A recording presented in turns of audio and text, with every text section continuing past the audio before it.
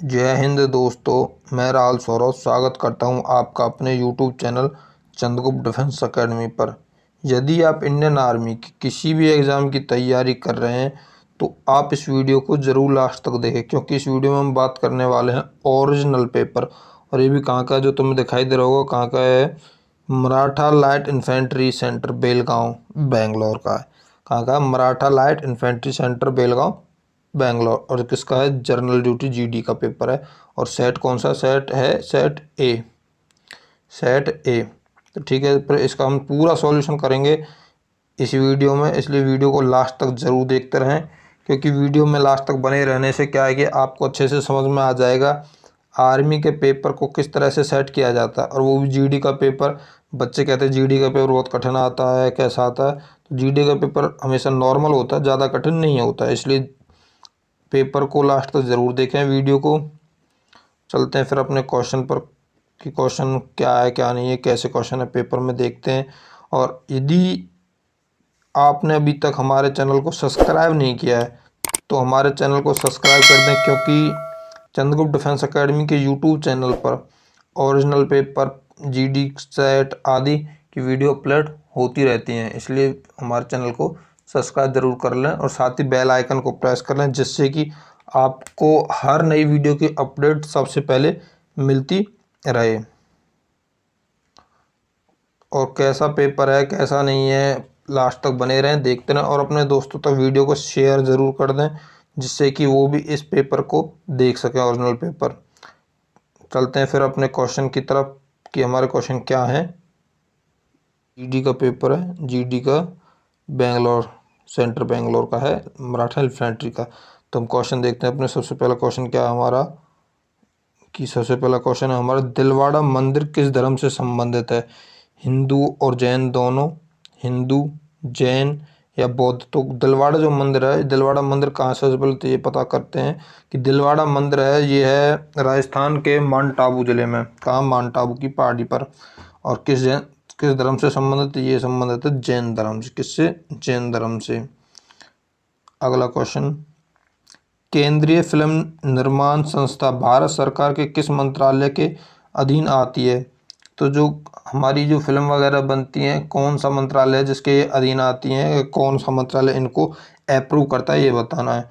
पर्यटन एवं सांस्कृतिक मंत्रालय, सूचना एवं प्रसारण मंत्रालय, मानव विकास संसाधन मंत्रालय, खेल मंत्रालय?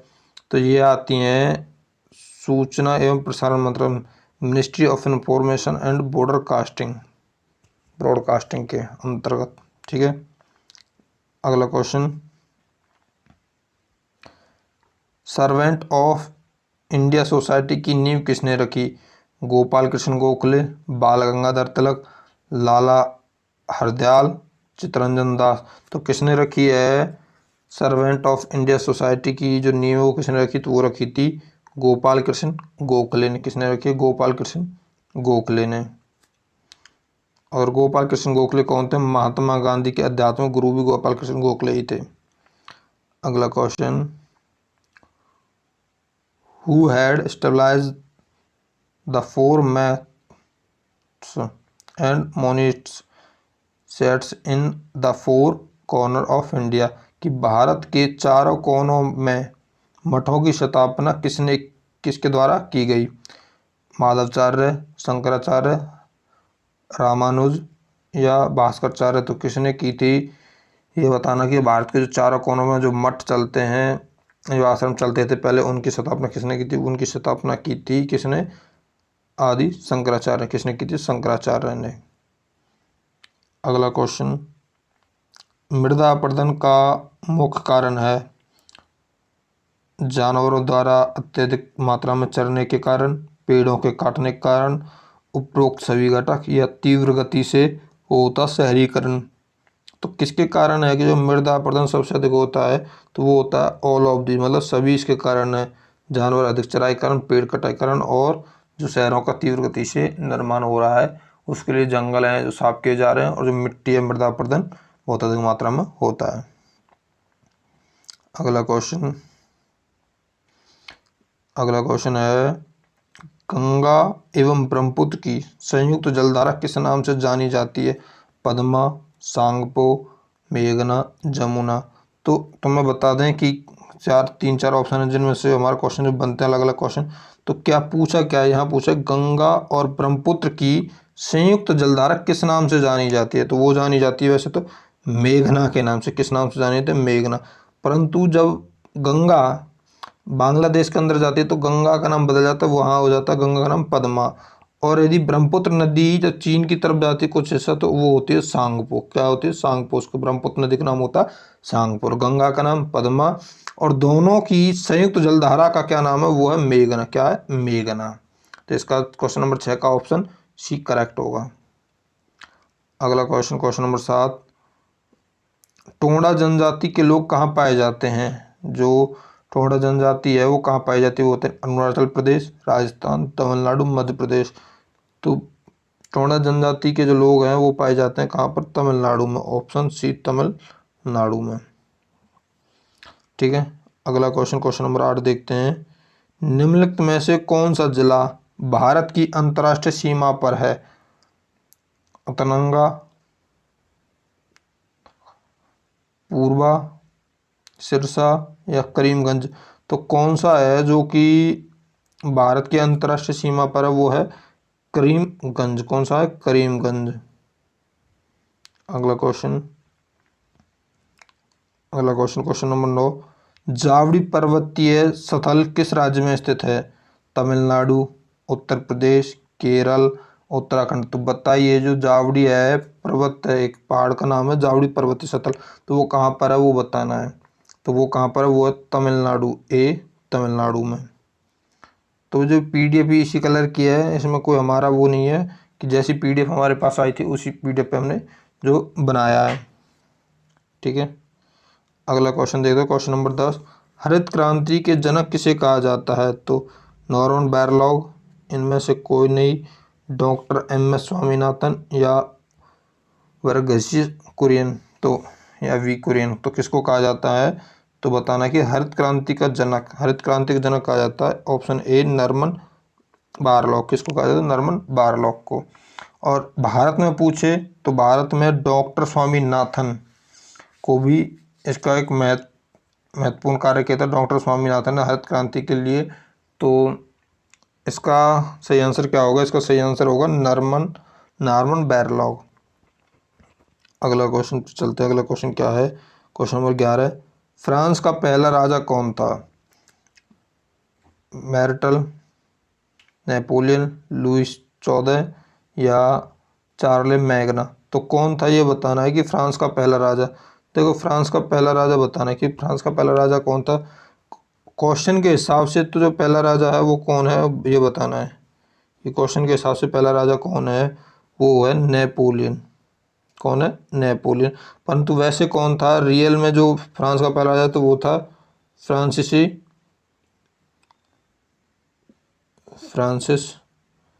प्रथम। कौन था? फ्रांसिस प्रथम। वो था फ्रांसिस प्रथम। ठीक है। और क्वेश्चन के हिसाब से जो आंसर है वो है नेपोलियन। ऑप्शन बी है जो इसका वो करेक्ट होगा, नेपोलियन। अगला क्वेश्चन, भारत में काली मिर्च का सबसे बड़ा उत्पादक राज्य कौन सा है? काली मिर्च का सबसे बड़ा उत्पादक राज्य बताना है। आंध्र प्रदेश, तमिलनाडु, केरल, कर्नाटक? तो सबसे बड़ा उत्पादक राज्य कौन सा है बताना है। काली मिर्च का उत्पादक राज्य है वो है ऑप्शन सी केरल है, जो भारत का सबसे अधिक काली मिर्च का उत्पादन करता है, केरल। अगला क्वेश्चन, एलओसी का विस्तार रूप क्या है? तो भाई एलओसी तो जब आर्मी में जाओगे तो आर्मी से रिलेटेड ही एलओसी। तो एलओसी क्या है? Location of control, line of command, line of control या लाइन ऑफ एक्चुअल कंट्रोल? तो एलओसी क्या है? एलओसी है, इसका सही आंसर होगा option C line of control. LOC कहाँ पर है? जम्मू कश्मीर के अंदर लाइन ऑफ कंट्रोल। अगला question, question number 14, wings of fire के लेखक कौन है? Jawaharlal Nehru, Mulk Raj Anand, doctor APJ Abdul Kalam, Maithili Sharan Gupt? तो जो विंग्स ऑफ फायर के लेखक हैं वो हैं doctor APJ Abdul Kalam. Option जो सी है वो बिल्कुल सही होगा। डॉक्टर एपीजे अब्दुल कलाम ने विंग्स ऑफ फायर लिखी थी। और ये क्या है? ये डॉक्टर एपीजे अब्दुल कलाम की आत्मकथा है, विंग्स ऑफ फायर। अगला क्वेश्चन, प्रदीप कुमार बनर्जी किस खेल से संबंधित हैं? Baseball, table tennis, football, hockey. तो किससे संबंधित थे प्रदीप कुमार बनर्जी? वो संबंधित थे किससे? फुटबॉल से। किससे संबंधित थे? फुटबॉल से। ऑप्शन सी है जो इनका बिल्कुल सही होगा।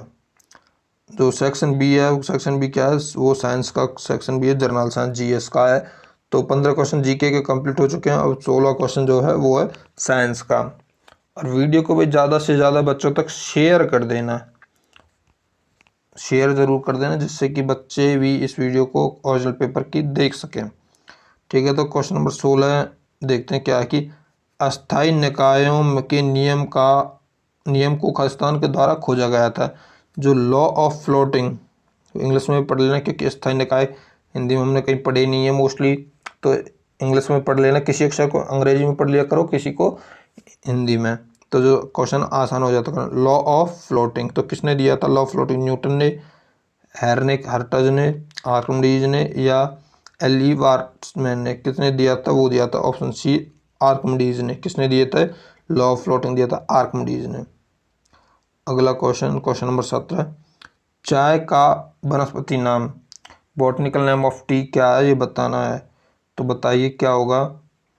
ट्रिटिकम, मैगीफेरा इंडिका, या कैमेलिया सिनेंसिस, या फिर रूबिएसिया। तो क्या होगा इसका सही आंसर? ये बताना है। जो कि देखो सबको पता, मैगी फेरा इंडिका हो तो होता आम का, मैंगो का, और जो ऑप्शन सी है वो बिल्कुल करेक्ट होगा, कैमेलिया सिनेंसिस।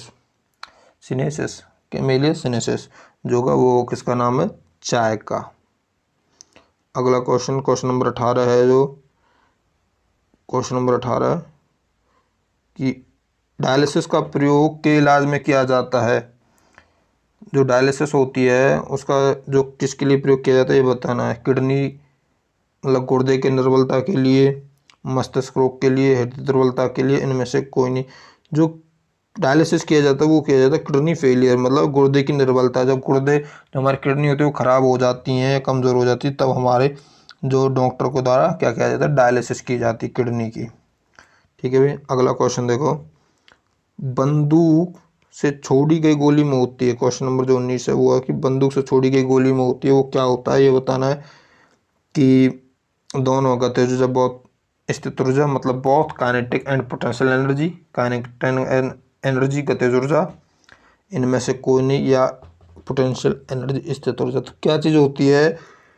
देखो समझना कि जब तक जो गोली है वो बंदूक के अंदर है तो उसमें होगी स्थित ऊर्जा, और जैसे ही ट्रिगर दबाने के बाद गोली बंदूक से बाहर निकलने लगती है या चलती है तो उसमें होती है स्थित ऊर्जा। तो इसका सही आंसर क्या है कि इसका केवल होगा बी, काइनेटिक एनर्जी गतिज ऊर्जा, क्योंकि क्वेश्चन है बंदूक से छोड़ी गई गोली, जो कि गोली है मान लो कि बंदूक से निकल चुकी है। ठीक है, इसलिए इसका सही आंसर क्या होगा? Option B, kinetic energy.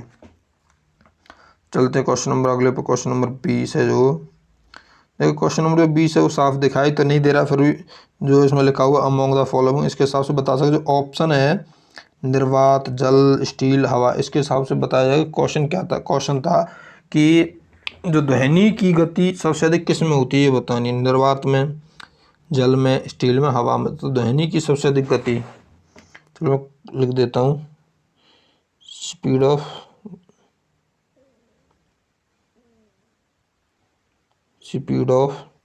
Sound, speed of sound बतानी है तो किस में होती है? वो होती है सबसे अधिक स्टील में। किस में होती है स्पीड ऑफ साउंड सबसे अधिक? होती है स्टील और किसी मेटल में। अगला question, question number 21, vulcanise rubber का आविष्कार खालिस्तान के द्वारा किया गया। तो बतानी जो वल्केनाइज रबर है वो उसका आविष्कार किसके द्वारा किया गया था? जॉन बायड डेल्प ने, रॉबर्ट विलियम थॉम्स ने, चार्ल्स गुडियर ने, या किलपैट्रिक मैकमिलन ने। किसने किया था? तो जो रबर की खोज किसने की थी वो बतानी। वो वल्केनाइज रबर की वो की थी, किसने की थी? वो की है सी, ऑप्शन सी, चार्ल्स गुडईयर ने। किसने की थी? गुडईयर। और जो गुडईयर जो टायरों की फैक्ट्री वो कहाँ पर है? वो हरियाणा के बल्लावगढ़ शहर में, फरीदाबाद में बल्लावगढ़ में है।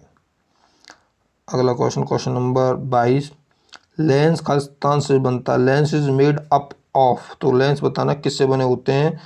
तो फ्लिंट ग्लास के, कोबाल्ट ग्लास के, पेरिकस ग्लास के या सामान्य ग्लास के। जो लेंस होते हैं वो होते हैं किसके, फ्लिंट ग्लास के। किसके होते हैं, फ्लिंट ग्लास के। अगला क्वेश्चन, क्वेश्चन नंबर 23, कार्बन का सबसे कठोर रूप कौन सा है। The hardest form of carbon is, तो सबसे कठोर रूप क्या है कार्बन का वो बताना। तो बताइए कौन सा होगा, ग्रेफाइट, कोल, चारकोल या हीरा। तो सबसे कठोर पदार्थ कार्बन का रूप भी डायमंड होता है, हीरा, और दुनिया का सबसे कठोर पदार्थ किसे माना जाता है, हीरे को। ठीक है, अगला क्वेश्चन पढ़ते हैं भाई। क्वेश्चन नंबर 24 है, ग्रीन हाउस प्रभाव मुख्य रूप से वायुमंडल में वृद्धि की वजह से हैं। Ozone, carbon dioxide, carbon monoxide, nitrogen. तो किसकी वजह से है ग्रीन हाउस प्रभाव है जो, तो सबसे अधिक किससे होता है ग्रीन हाउस प्रभाव, सबसे अधिक CO2, कार्बन डाइऑक्साइड है। कार्बन डाइऑक्साइड मतलब CO2 के कारण। अगला क्वेश्चन, अगला क्वेश्चन जो है क्वेश्चन नंबर 25 है, पत्तियों में मौजूद हरे रंग का वर्णक को क्या कहते हैं। तो बताइए जो पौधों में होता है, पत्तियों में जो हरे रंग का होता है क्या कहलाता है, वो कहलाता है क्लोरोफिल। क्या कहलाता है, ऑप्शन सी क्लोरोफिल। अगला क्वेश्चन है जो, अगला क्वेश्चन है, डेक्टाइलोग्राफी का अध्ययन होता है क्या है। मतलब डेक्टाइलोग्राफी इज स्टडी ऑफ, तो डेक्टाइलोग्राफी में बताना किसका अध्ययन किया जाता है, फिंगरप्रिंट का, कार्बन डेटिंग का, फोरेंसिक का या लिखावट का। तो किसका किया जाता है, समझ लेना कि किसका होता है, डेक्टाइलोग्राफी के अंदर होता है किसका, फिंगरप्रिंट का। किसका होता है, फिंगरप्रिंट का। अगला क्वेश्चन, खारे पानी की सांद्रता मापने के लिए इस्तेमाल किए जाने वाला उपकरण है। The instrument use to measure the concentration of salt water is, तो बताना कि कौन सा उपकरण है जिसका प्रयोग खारे पानी की सांद्रता को मापने के लिए किया जाता है। गैल्वेनोमीटर, फेदोमीटर या सैलिनोमीटर या pH मीटर।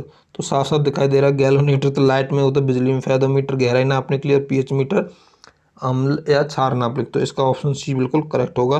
क्या है, सैलिनोमीटर। क्या है, सैलिनोमीटर का उपयोग किया जाता है किसके लिए, खारे पानी की सांद्रता नापने के लिए। क्वेश्चन नंबर 28 है जो, पढ़ो क्या है, इन्वर्टर एक ऐसा उपकरण है जो खालिस्तान परिवर्तित करता है कि AC into AC, DC into DC, AC into DC या DC इंटू AC। तो जो गैल्वेनोमीटर है वो, सॉरी गैल्वेनोमीटर ने, इन्वर्टर है जो किस में चेंज करता है ये बताना है, लाइट को। तो वो करता है DC को AC में, मतलब डायरेक्ट करंट को अल्टरनेटिंग करंट में चेंज करता है। अगला क्वेश्चन, क्वेश्चन नंबर 29, और साइंस के दो क्वेश्चन बचे हैं बस। पोटेशियम कार्बोनेट का सामान्य नाम है, बेकिंग पाउडर, सिरका, सोडा, पोटाश। तो बताइए पोटेशियम कार्बोनेट का सामान्य नाम क्या होता है। The common name of potassium carbonate is, तो बताइए क्या है कि वो होता, क्या चीज़ होती है, वो होता है पोटाश। क्या होता है, पोटाश। अगला क्वेश्चन, लास्ट क्वेश्चन है जो, 295 केल्विन का तापमान खालिस्तान के लगभग बराबर है। तो क्या करना है कि 295 केल्विन चेंज करना है फ़ारेनहाइट में। तो कितना होगा ये बताना है। तो बताइए कितना होगा, वो होगा 71.33 डिग्री फ़ारेनहाइट। देखते हैं अगला question, question number 31, section C. तो किसका सेक्शन सी है, जो मैथ है, सेक्शन सी में क्या है, मैथमेटिक्स। और क्वेश्चन नंबर 31 है जो, देखो क्या है कि अराइज शब्द के अक्षरों को कितनी बार व्यवस्थित किया जा सकता है। तो जो अराइज है उसको बताना कितने शब्द है। तो देखो क्या, क्वेश्चन को कैसे करना सॉल्व। तो अराइज में काउंट करने कितने शब्द हैं, ARISE, तो टोटल हो गए 5। करना क्या है कि 5 का फैक्टोरियल ज्ञात करना है, फैक्टोरियल ऑफ 5। साफ लिख देता हूँ एक और, क्या है कि फैक्टोरियल ऑफ 5 करना है। तो फैक्टोरियल कैसे करते हैं, 5 गुना 4 गुना 3 गुना 2 गुना 1। तो कितना हो जाएगा, 4 से 12, 5 दूनी 10, कितना हो जाएगा 120 गुना कितनी होगी 100। ऑप्शन जो सी है वो करेक्ट होगा, 120 है जो बिल्कुल करेक्ट होगा, ऑप्शन सी। अगला क्वेश्चन देखो क्या है अगला क्वेश्चन, क्वेश्चन नंबर 32 कि परिमेय संख्या और अपरिमेय संख्या का गुणनफल होता है तो बताना the product of rational and irrational number is.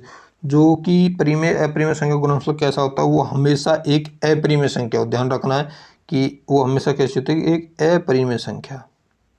Question number 33 देखो अगला क्वेश्चन है जो कि ज्ञात करना है 30% 1500 प्लस 600 की 30% कितना होगा, कितने का 15 प्लस 600 2100 का। तो निकालेंगे 30 बटे में 100 गुना में 2100, 2 जीरो से 2 जीरो कट गई, 21 गुना 3 कितना हो जाएगा 63, 630 जीरो बची के 30 में, तो इसका ऑप्शन कौन सा हो जाएगा, डी बिल्कुल सही होगा 630। क्वेश्चन नंबर 33 का क्या आएगा, डी 630।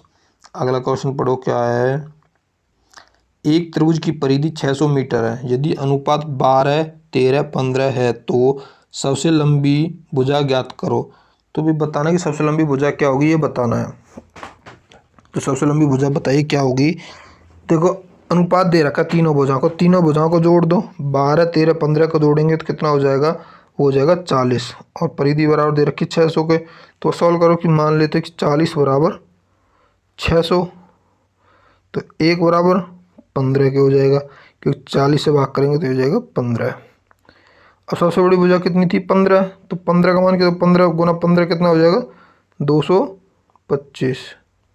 तो ऑप्शन बी है जो वो करेक्ट होगा, 225 कितना आएगा, ऑप्शन बी 225 है इसका। क्वेश्चन नंबर 34 का 225 है जो बिल्कुल सही होगा। ठीक है, अगला क्वेश्चन पढ़ो क्या है, क्वेश्चन नंबर 35 ध्यान से पढ़ना कि एक मोटर वोट प्रभाव की निचली दिशा में 9 किलोमीटर यात्रा करने में 2 घंटे का समय लेती है और प्रभाव की दिशा में वही दूरी तय करने में 6 घंटे का समय लेती है, तो वोट की चाल किलोमीटर प्रवाह तथा प्रवाह में के विपरीत क्या होगी, ये बताना है। देखो क्वेश्चन को केवल करने का तरीका आना चाहिए, बहुत ही आसान क्वेश्चन हो जाते हैं कि ऐसे क्वेश्चन क्या करते हैं कि हम धारा की चाल x मानते हैं, वोट की चाल y मानते हैं, इस हिसाब से सॉल्व करते हैं तो लंबा पड़ता है। पर आर्मी पेपर हमारे पास टाइम होता है करने को, क्योंकि 1 या 2 क्वेश्चन हमें सॉल्व करने पड़ते हैं, बाकी नॉर्मल होते हैं वो सब वैसे हो जाते हैं। तो टाइम भी होता, करना चाहते हैं कर सकते हैं, परंतु हम फिर भी एक बिल्कुल बहुत आसान तरीका बताएंगे जिससे हो जाए कि जब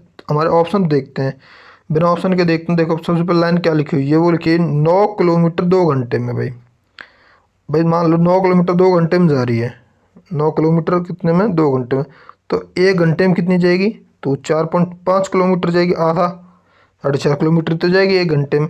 तो कौन से ऑप्शन में 4.5 किलोमीटर जा रही है, ये देखो 3 और 2 5 हो जाएगी, गलत है, 3 और 1 4, 3 और 2 5 5.5 हो जाएगी, ये ऑप्शन डी बिल्कुल सही होगा कि 3 किलोमीटर और 1.5 किलोमीटर होते हैं 4.5 किलोमीटर, कितने 4.5 किलोमीटर। ठीक है, ऑप्शन डी बिल्कुल सही होगा। बिना करे क्वेश्चन के हम सॉल्यूशन कर दिया है, इसलिए क्वेश्चन ध्यान से एक और देख जरूर लेना अपना।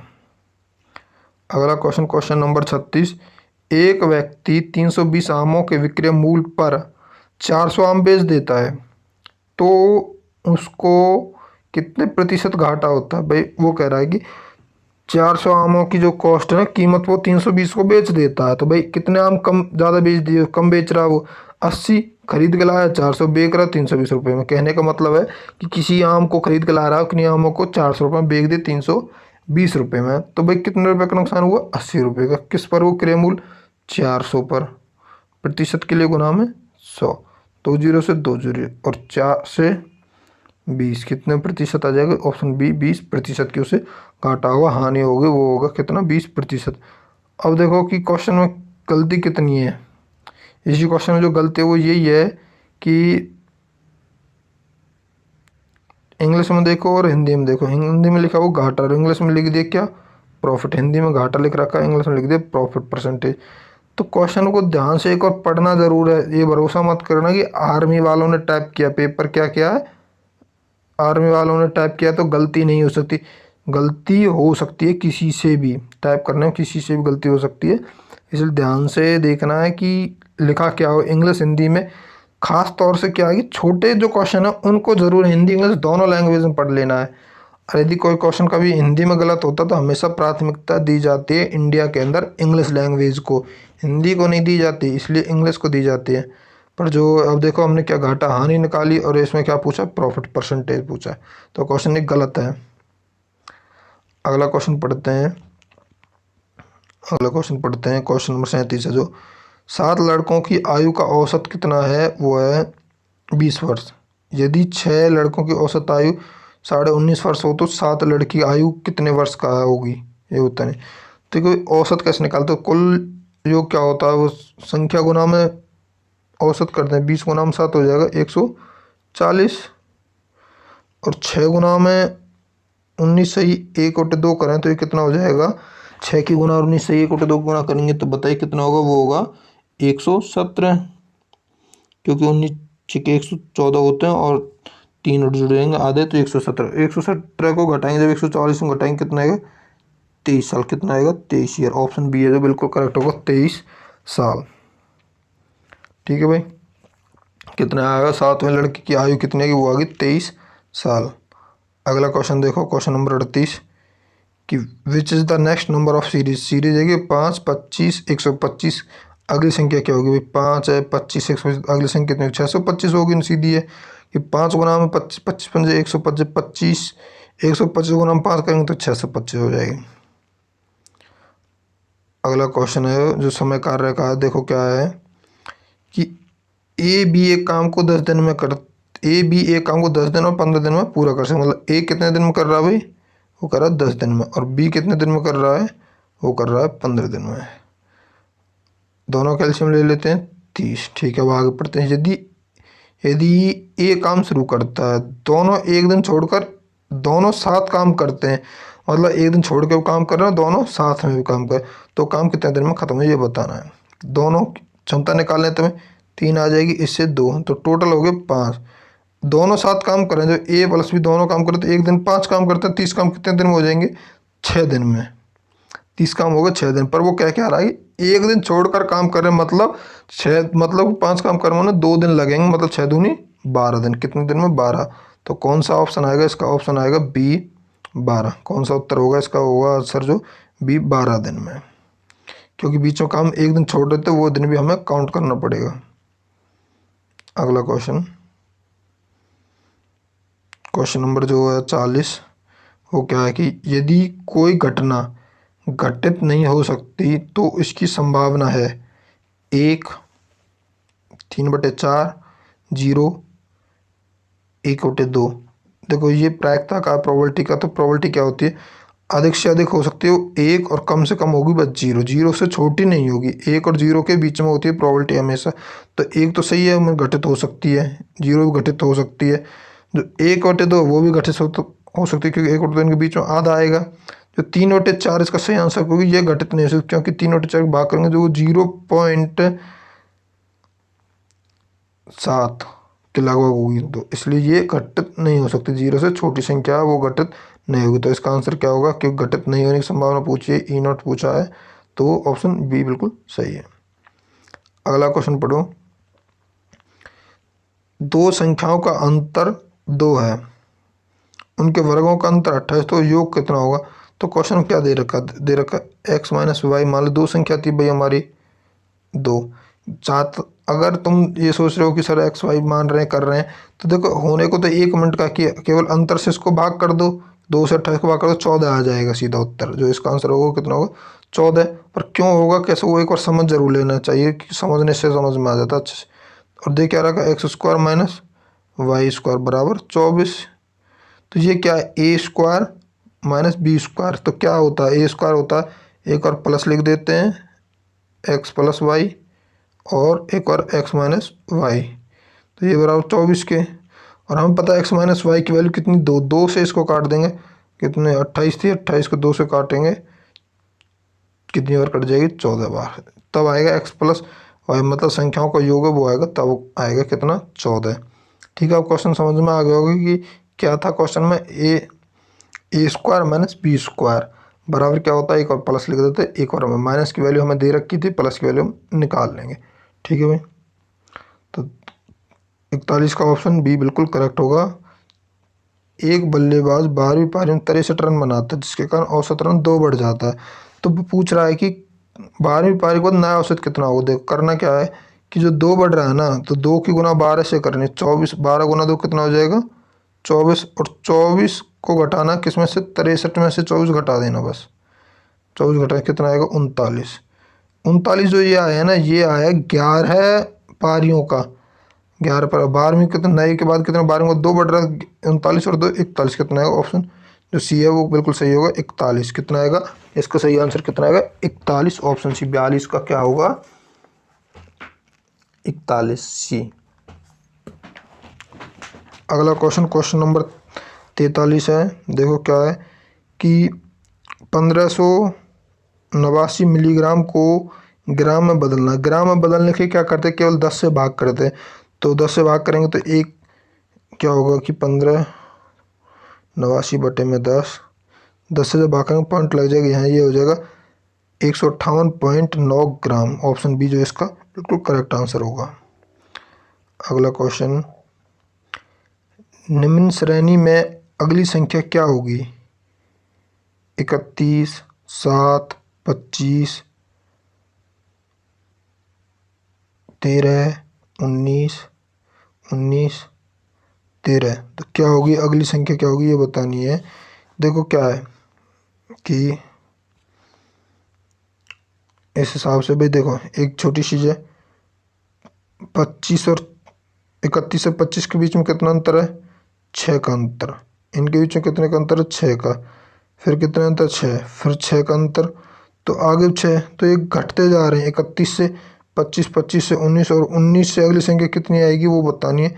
तो वो कितनी होगी, इस हिसाब से ये संख्या 7 से 13, 13 और 6 ने ये बढ़ रही थी, तो बढ़ने के बाद कितनी आएगी 19 और 6 25। जो कितनी आएगी वो आएगी, कितनी संख्या आएगी 25। कौन सी संख्या आएगी, संख्या आएगी कितनी, क्वेश्चन नंबर 44 का आएगा ए 25। कितनी आएगी 25, क्योंकि अंतर देखना है कि अंतर घट रहा और एक और बढ़ती जा रही है संख्या, 6 बढ़ रही है एक और 6 घटती जा रही है बस। अगला क्वेश्चन, क्वेश्चन नंबर जो 45 है कि एक बहुभुज के 44 विकर्ण है, तो इसके भुजाओं की संख्या बताइए। बहुभुज के विकर्ण दे रखे हैं 44 और भुजाओं की संख्या बतानी है। देखो ऑप्शन के इस क्वेश्चन करने के 2 तरीके हैं। एक तो ये कि जिस ऑप्शन से 44 भाग हो जाए वो हमारा आंसर होगा, तो 44 किससे भाग हो रहा है, केवल 11 से, 11 इसका सही आंसर होगा। और दूसरा जो क्वेश्चन होता है वो होता है विकर्ण का फॉर्मूला होता है ना, जो विकर्ण होता है वो बराबर होता है, विकर्ण बराबर जो होता है वो होता है n×n-3/2। ये फॉर्मूला होता है, इसको रख के कर सकते हैं, या फिर सीधा कि वैल्यू पुट कर दूँ, सीधा भाग कर दे, जिससे भाग हो जाए वो हमारा आंसर होता है। अगला क्वेश्चन, क्वेश्चन नंबर 46 जो रीजनिंग है कि विषम शब्द चुनिए। पहिया, रेल, नाव, बस। तो भाई जो पहिया, रेल, बस है, ये सभी क्या है कि पहिए धरती पर चलते हैं, रेल भी ज़मीन पर चलती है और बस भी ज़मीन पर चलती है, और सभी पहिए के सहारे चलते हैं। पर नाव जो पानी में चलती है उसमें पहिया नहीं लगता, इसलिए विषम शब्द मतलब अलग चुनना, और तो वो क्या होगा ऑप्शन सी बोट, नाव। अगला क्वेश्चन, क्वेश्चन नंबर 47 भी एक विषम शब्द चुनना है। बढ़ई, नाई, दर्जी, लोहार। तो बढ़ई का काम क्या होता है, बढ़ई जो होते हैं उनका काम भी काटना होता है और सूतना काटना होता है। नाई कैंची से काटता, दर्जी कैंची से काटता, लोहार जो होता है वो लोहे को पीट कर बदलता है आकार, इसलिए इनका काम क्या है, केवल काटना पीटना होता है, और इसका होता है आकार बदलने का। लोहार इसमें अलग होगा, जो ऑप्शन सी इसका करेक्ट होगा लोहार। अगला क्वेश्चन, क्वेश्चन नंबर 48 है, जो देखो क्या है कि क्वेश्चन नंबर 48, दिए गए शब्दों में अंग्रेजी वर्णमाला के क्रम अनुसार कौन सा शब्द अंतिम से दूसरे पर, मतलब सेकंड लास्ट बताना है। तो सबसे पहले भाई देखो इनमें से क्या है, सबसे पहले नंबर बी आएगा 1 पर, ठीक है। फिर बताना है कि और क्या होगा कि बी के बाद सब में सी है वो, ठीक है। सी के बाद सबसे पहले आ जाएगा एच वाला, फिर एल वाला, ये 2 पर आ गया, ये 3 पर। अब 4 बताना है कि CONS, और ये क्या है CONT। तो कॉन्टैक्ट तो ऑप्शन में है ही नहीं, केवल ये CONS। तो ठीक है भाई, जो सेकंड लास्ट पाएगा वो क्या आएगा, कॉन्ट्रास्ट। अगला क्वेश्चन, क्वेश्चन नंबर 39, और ये लास्ट है क्योंकि 50वां है, इसमें PDF में है ही नहीं क्वेश्चन। तो क्वेश्चन नंबर 49 में बताना ABD खासतान क्या आएगा। देखो लिख देता हूँ A B CDEFGHIJKLMNO और P। सबसे पहले क्या है कि ए के साथ बीच में छोड़ने, फिर एक छोड़ दिया तो डी आ गया, दो छोड़ेंगे तो जी आ जाएगा, क्या आएगा यहाँ पर जी। ठीक है, और इसके बाद भी सीरीज कैसे, दो छोड़ा हो जी, फिर तीन छोड़ दिया तो के आ गया। ठीक है, और चार छोड़ दिया, एक और तीन चार तो पी आ गया। ठीक है, तो इसका आंसर क्या आएगा जी, इसका ऑप्शन बिल्कुल सही होगा। और वीडियो को ज़्यादा से ज़्यादा शेयर कर देना, बस इतना ही है कि वीडियो को अधिक से अधिक बच्चों तक शेयर कर देना और लाइक और सब्सक्राइब भी ज़रूर कर देना। ठीक है भाई, धन्यवाद दोस्तों।